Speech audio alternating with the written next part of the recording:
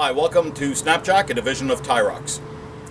So many of you have purchased or inquired or are using the Snapjack V2 with great success. And we thank you for your videos, your comments, and we've been suggested to improve on it or make one for single-sided swing arms. So we have. So this is now the new Snapjack SS. So if you want a lightweight portable stand that you can use to lubricate your chains, clean your chains, polish your rims, and you don't want to buy a big large stand that could be hundreds of dollars, this is the way to go. And for most of us, we just want to lubricate the chain. We don't have the expertise to do heavy maintenance on our bikes. So I always felt that it was important to have something very light, very simple, that you keep in your toolbox, that you can quickly lift up the bike, lubricate the chain, clean the chain, do whatever. So a lot of requests have been for a single-sided Snapjack, for single-sided swing arms like the Ducatis, 1098s on up to the Panigales, some of the sports, some of the multistradas that have the bigger, larger axles on the back, 42 millimeter, and some of the KTMs, the 1290 Super Dukes, GTs, Rs, that kind of thing. So we have now just released the single-sided Snapjack, so called the Snapjack SS. This is what the packaging looks like. What you get inside is the Snapjack body and the roller, which you have to assemble. You get an extra cotter pin. You get a brake locking strap, which we'll show you how to use that in a minute. And you get a carry pouch so that you can put it in your panniers, your backpacks, or side packs. So when you get the Snapjack, it'll be like this with an extra pin. You just simply line up the holes and slide the pin in. You're ready to go. I started everything on the second hole. There's 3 holes here. We start on everything on the second hole, and it suits most of the bikes. Now let's put on the front brake locking strap, and then I'll show you how to set this up on your bike and lift your bike. When you're ready to put the brake locking strap on, make sure your wheel is turned all the way to the left.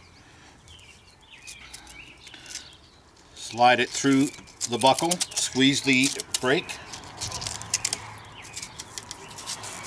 and you're done. So when you get down here, you've already placed your anti-skid pad underneath the kickstand if you needed to on your particular surface and your particular bike. Some bikes slide a little bit on that stand, so it's better to put one of these under there. And sometimes, depending on the pavement, here we've got rough concrete, so the teeth on the bottom should grip this pretty well. So I don't need the rubber pads here. Now the first thing to do is to spray a little bit of degreaser and clean out the hole. And alternately, if you're using the Snapjack V2, you want to clean underneath the swing arm, right? So if you're using the Snapjack V2, clean underneath the swing arm first. Now that that's clean, we're going to go ahead and put in the 42 millimeter plus roller. Now, if you're not sure about your particular bike, get yourself a caliper, measure the inside. If you're at 42 millimeters plus, then this Snapjack is for you. There'll be a full list on the website so you can see if your bike applies to this. Now we're going to be making newer pins for things like Speed Triples, Ducati 848s, and any of the bikes, MV Augustas, Triumphs that have that smaller hole size on this side. So now you have a nice clean hole. The bike is in neutral, front brake locking strap is on. You insert the pin into the axle. Place the base around 3 to 4 inches away. Don't bring it too close initially, because you don't want to be directly underneath lifting up more of the bike. You don't need to do that. If you're further away, you can test it, pop it up, and there you go. Nice and stable. And make sure that the Snapjack is perpendicular.